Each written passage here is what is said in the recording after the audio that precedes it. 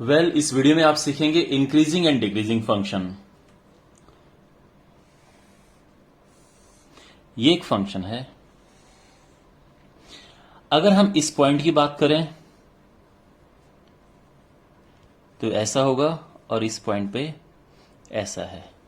Now this is x1 and this is x2। अब ये x1 है तो यहां पे इसकी जो वैल्यू होगी x1 पे फंक्शन की वैल्यू क्या होगी fx1 और x2 पे फंक्शन की वैल्यू fx2।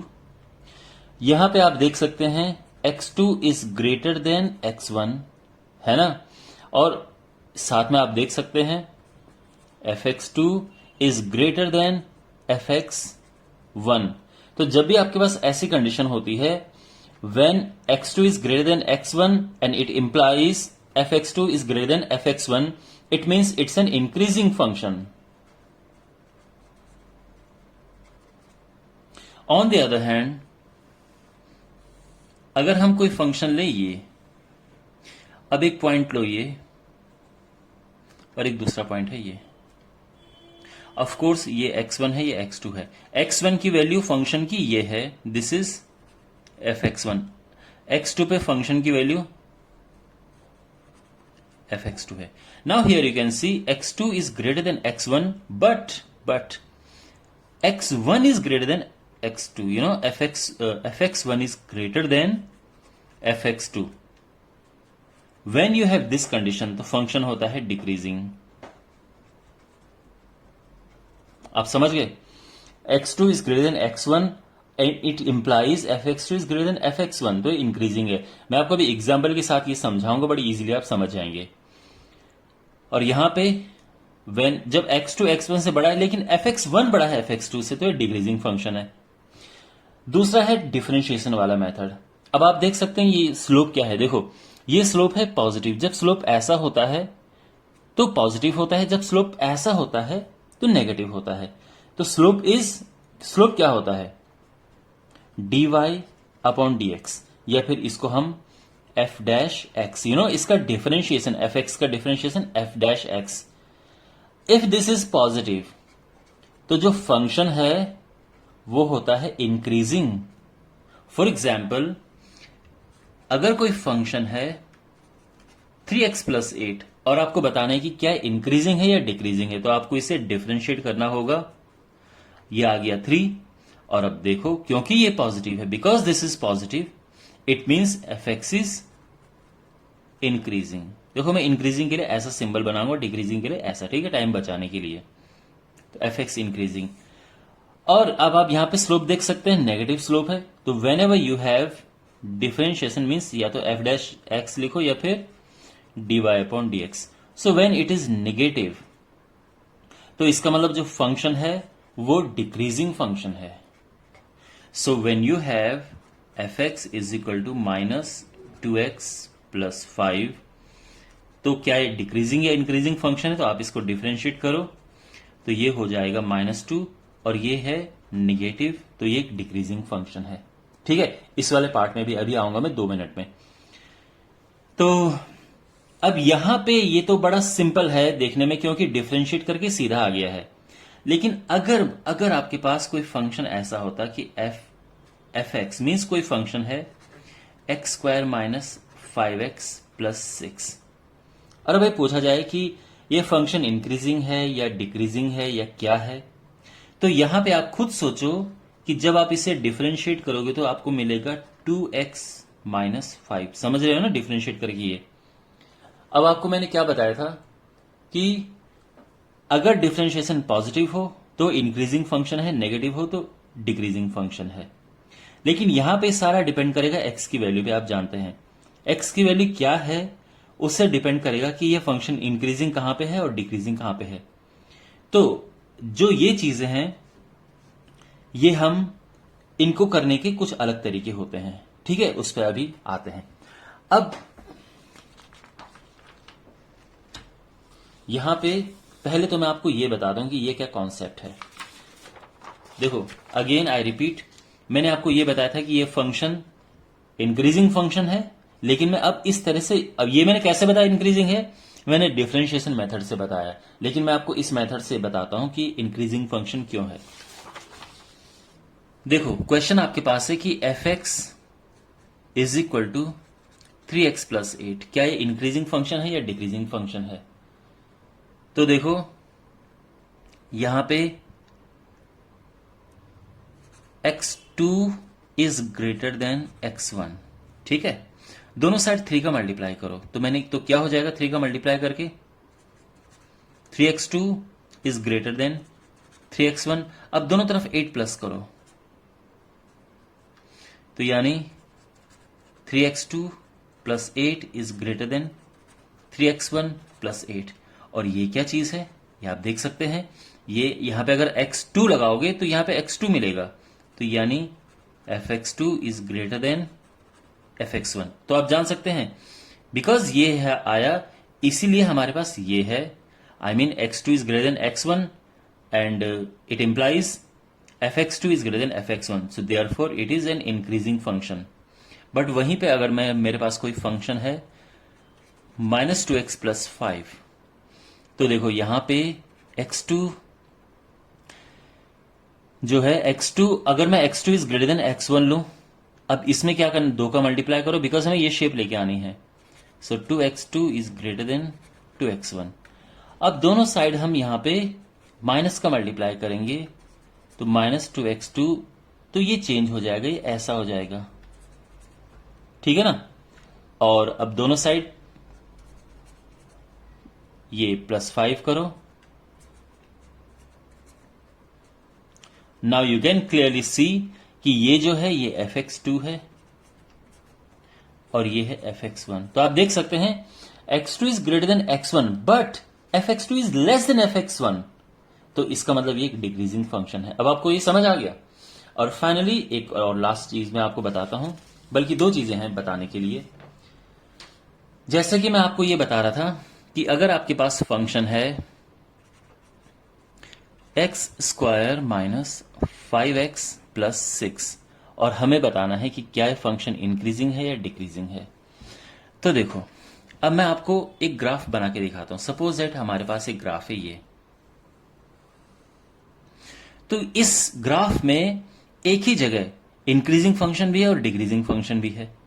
ये डिक्रीजिंग है और ये इंक्रीजिंग है, और जब फ्लैट होता है तो यहां पे ना तो इंक्रीजिंग होता है ना डिक्रीजिंग होता है। तो ध्यान रखना, जब भी आपके पास dy/dx या फिर f' यानी डिफरेंशिएशन 0 होता है, तो दैट इज नाइदर इंक्रीजिंग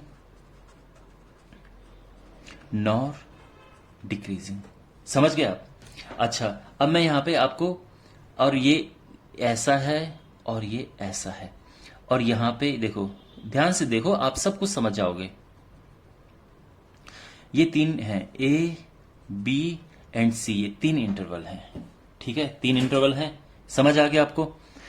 यहां पे अगर मैं बात करूं इंटरवल AB की, इंटरवल AB की अगर मैं बात करूं, और मैं ऐसा इसको ओपन ब्रैकेट क्यों बना रहा हूं, क्योंकि मैं I am not including A and B, क्योंकि A और B पे तो ना तो इंक्रीजिंग है ना डिक्रीजिंग है, तो मैं उसको एक्सक्लूड कर रहा हूं। तो अब इस इंटरवल में देखो, इस इंटरवल में क्या है, आप देख सकते हैं इस इंटरवल में फंक्शन डिक्रीजिंग है, तो जो इसका स्लोप होगा वो नेगेटिव है। और सिंपली आसान भाषा में हम कहेंगे कि function is decreasing and more precisely strictly decreasing. तो स्ट्रिक्टली हम तब कहते हैं जब हम ओपन ब्रैकेट लेते हैं, यानी हमने इन पॉइंट्स को नहीं लेना है। अगर हम ये ले लेंगे तो फिर वो इंक्रीजिंग नहीं होगा, यानी ए और बी पे ये ना तो इंक्रीजिंग है ना डिक्रीजिंग है, तो हम ए और बी को छोड़ रहे हैं और बीच वाला हिस्सा ले रहे हैं। तो ओपन ब्रैकेट जब भी हम लेते हैं that is called strictly increasing, ठीक है, ये इसका ध्यान रखना। क्योंकि ए और बी पे इंक्रीजिंग नहीं है तो हम उन्हें ले ही नहीं सकते हैं।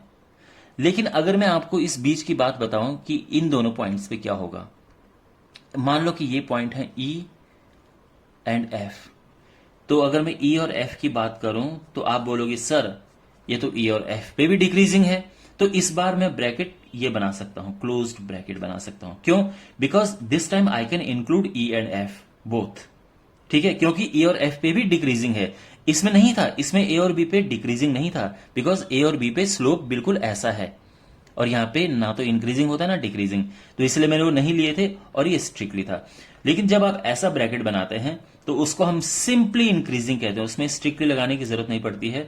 तो जो एफ एक्स है इज डिक्रीजिंग। तो ध्यान रखना, जब हम ओपन ब्रैकेट लगाते हैं इस तरह का तो वो स्ट्रिक्टली डिक्रीजिंग है या स्ट्रिक्टली इंक्रीजिंग है, और जब हम ऐसा लगाते हैं तो जस्ट या तो डिक्रीजिंग होगा या इंक्रीजिंग होगा।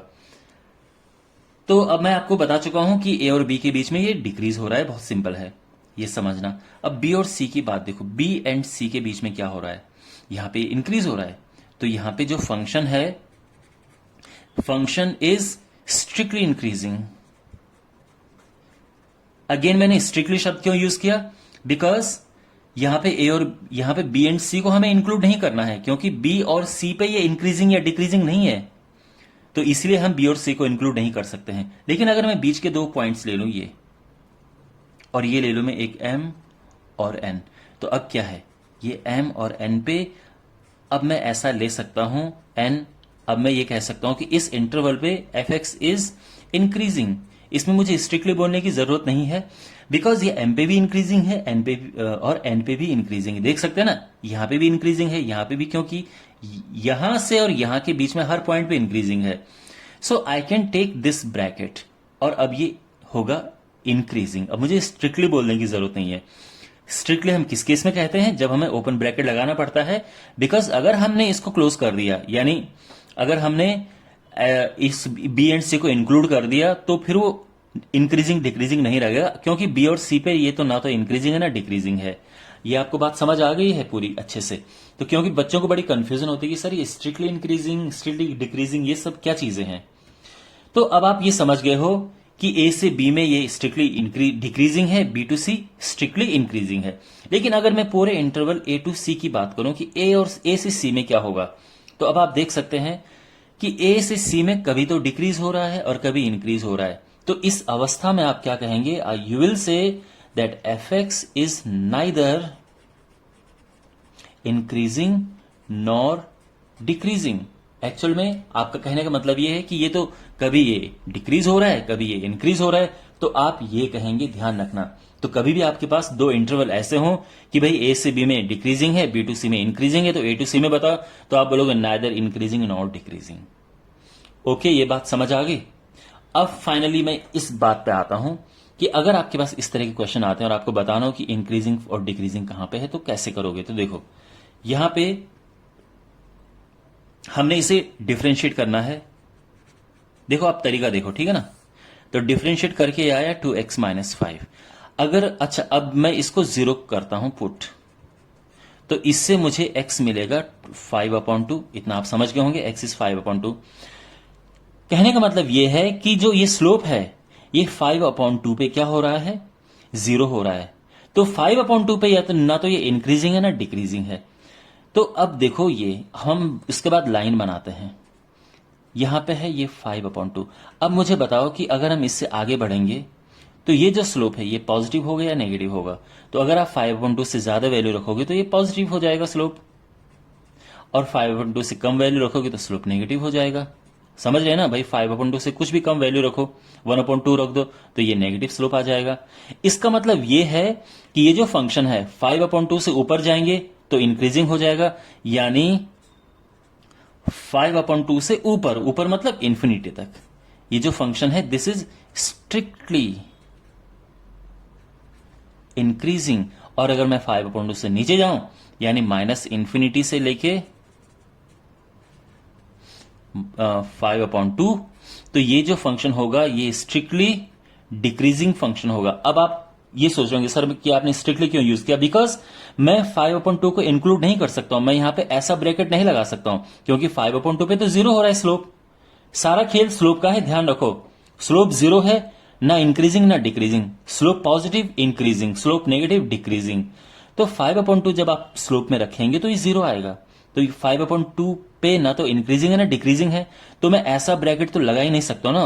पता है ना ये कब लगाते हैं ब्रैकेट, ये हम तब लगाते हैं ब्रैकेट जब हमें ये इंक्लूड करना होता है, ये लेना होता है। ओके, और अगर हमें ये नहीं लेना है, मतलब केवल और केवल इनके बीच की चीजें लेनी है, इनको छोड़ना है, तो हम उसको ओपन ब्रैकेट कहते हैं और हम इस तरह का ब्रैकेट लगाते हैं। तो उस केस में ये है स्ट्रिक्टली इंक्रीजिंग इस तरफ और स्ट्रिक्टली डिक्रीजिंग इस तरफ। समझ आ गया आपको? ज्यादातर केसेस में वैसे आपको स्ट्रिक्टली ही देखने को मिलेगा इस पूरे चैप्टर में। तो आई होप आपको इसका बेसिक कॉन्सेप्ट समझ आ गया होगा। एंड वेल, अब इसके बाद आपके पास एक्सरसाइज आएगी इसकी। So keep watching and see in the next video.